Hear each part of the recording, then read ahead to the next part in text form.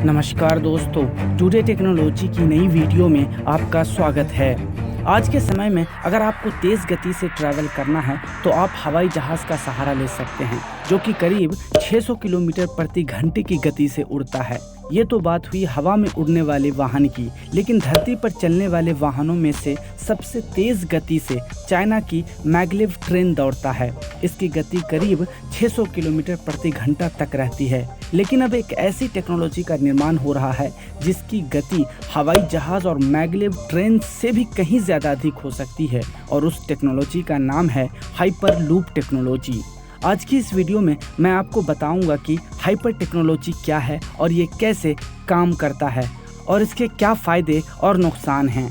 Hyperloop एक ऐसी technology है जो कि रेगुलर व्हीकल्स में आने वाली दो ऐसी मेजर प्रॉब्लम को दूर करती है जिनसे व्हीकल्स की स्पीड बहुत कम हो जाती है, और ये प्रॉब्लम्स है फ्रिक्शन एंड एयर रेजिस्टेंस। इस टेक्नोलॉजी में फ्रिक्शंस और एयर रेजिस्टेंस की प्रॉब्लम दूर होने से सुपर फास्ट स्पीड हासिल की जा सकती है।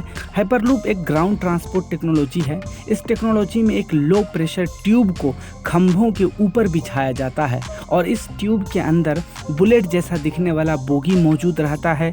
इस बोगी को ही पॉड कहा जाता है, जो कि हवा में तैरते हुए चलता है।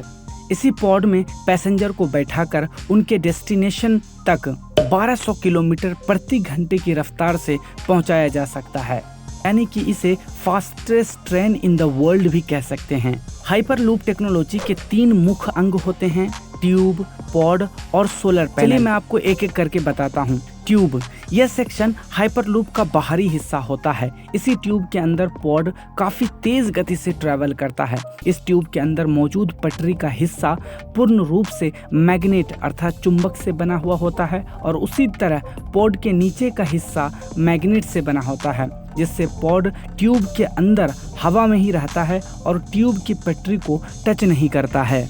अगर ट्यूब की पटरी का हिस्सा नॉर्थ पोल है और पॉड के नीचे का हिस्सा भी नॉर्थ पोल है, तो वो पॉड ट्यूब को बिना टच किए ही तेज़ रफ्तार से दौड़ेगा।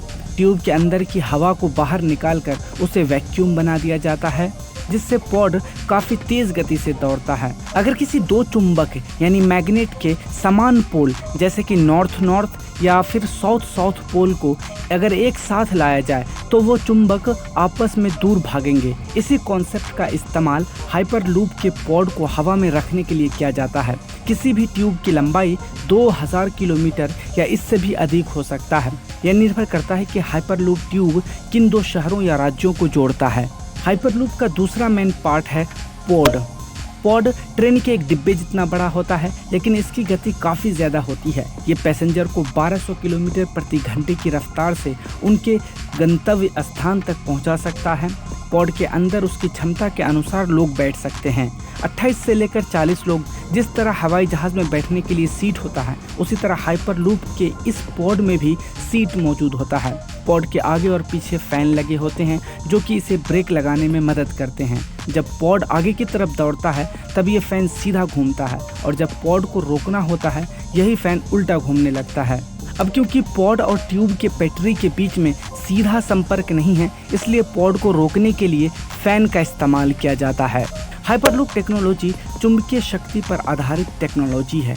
हाइपरलूप को आप इस तरह से भी समझ सकते हैं कि मैग्नेट ट्रेन में मैग्नेट के सहारे ट्रेन अपने ट्रैक पर चलती है, जिससे ट्रेन और पटरी के बीच में फ्रिक्शन कम होता है, जिससे उसकी स्पीड बहुत ज़्यादा बढ़ जाती है। और हाइपरलूप एक ऐसी एडवांस मैग्नेट ट्रेन है जिसे वैक्यूम ट्यूब में चलाया जाएगा। लेकिन आप लोगों के मन में ये सवाल भी होगा कि पॉड हवा में कैसे चल पाता है, तो चलिए इसका भी जवाब जान लेते हैं। जैसा कि मैंने पहले ही बताया है कि ट्यूब के अंदर जो पटरी बिछा हुआ रहता है वो चुंबक का होता है, और पॉड के नीचे का हिस्सा भी चुंबक का बना होता है।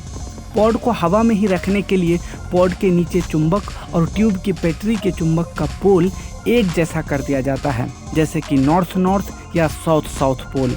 ऐसा करने से पॉड हवा में ही रहता है। फ्रिक्शन और ड्रैग बल न होने के कारण पॉड काफ़ी तेज़ गति से चलता है। हाइपरलूप टेक्नोलॉजी का कॉन्सेप्ट साल 2013 में सबसे पहले एलन मस्क ने दुनिया के सामने रखा था। एलन मस्क का कहना है कि हाइपरलूप पॉड्स ट्रेन से ज़्यादा फास्ट होंगे, कार से ज़्यादा सेफ होंगे और हवाई जहाज़ की तुलना में वातावरण को कम नुकसान पहुंचाएंगे। एलन मस्क का ये आइडिया यानी हाइपरलूप एक ओपन सोर्स टेक्नोलॉजी है। इसका अर्थ ये हुआ कि हाइपरलूप बनाने का अधिकार एलन मस्क ने सबके साथ शेयर किया है ताकि हाइपरलूप बनाने का काम प्रोग्रेसिव रहे और जल्द से जल्द हाइपरलूप दुनिया के सामने आ सके। उसी का नतीजा है कि आज बहुत सारी कंपनियां हाइपरलूप टेक्नोलॉजी के सेक्टर में काम कर रही है। भारत में हाइपरलूप के पहले प्रोजेक्ट का काम वर्जिन हाइपरलूप द्वारा शुरू किया जाएगा। वर्जिन हाइपरलूप, जो कि रिचर्ड ब्रैंसन की कंपनी है, वो इस प्रोजेक्ट को पूरी तरह सफल बनाना चाहते हैं और उनका कहना है कि भारत में साल 2030 तक यह आम लोगों के लिए अवेलेबल हो जाएगा। भारत में वर्जिन हाइपरलूप प्रोजेक्ट के लिए महाराष्ट्र राज्य के मुंबई पुणे रूट को चुना गया है। मुंबई और पुणे के बीच की दूरी करीब 140 किलोमीटर है। इस दूरी को ट्रेन से पूरा करने में 3 घंटे का समय लगता है, लेकिन हाइपरलूप इस दूरी को महज 20 मिनट में पूरा कर देगा। चलिए अब मैं आपको हाइपरलूप टेक्नोलॉजी के कुछ एडवांटेज और डिसएडवांटेज के बारे में बताता हूँ। एडवांटेज की बात करें तो इस टेक्नोलॉजी में ट्रांसपोर्टेशन स्पीड हवाई जहाज़ से दुगुना होता है। ये एनर्जी का इस्तेमाल काफ़ी कम करता है, जिससे हमारे इन्वायरमेंट को कम से कम नुकसान पहुंचेगा। ऊर्जा का कम इस्तेमाल होने की वजह से यह काफ़ी सस्ता भी है। अगर इस टेक्नोलॉजी की डिसएडवांटेज की बात करें तो इसकी तेज़ गति होने के कारण कुछ लोगों को चक्कर जैसा भी महसूस हो सकता है। शुरू में इस टेक्नोलॉजी में काफ़ी ज़्यादा खर्चा आएगा। इसकी गति काफ़ी तेज़ होगी और इस बीच में अगर इसमें कोई समस्या आएगा तो यह काफ़ी खतरनाक साबित हो सकता है। इसका रूट सीधा होना ज़रूरी है, इसलिए रूट बनाते समय बीच में आने वाले पेड़ को काटना भी पड़ सकता है। इसके पॉड में लोगों को बैठने के लिए काफ़ी कम जगह होता है। हे दोस्तों, इसी तरह के न्यू टेक्नोलॉजी और इनोवेशन से रिलेटेड वीडियोस देखने के लिए अभी आप इस चैनल को सब्सक्राइब कर लीजिए और नोटिफिकेशन बेल भी प्रेस कर दीजिए ताकि आगे आने वाली सभी वीडियो की नोटिफिकेशंस आपको सबसे पहले मिले।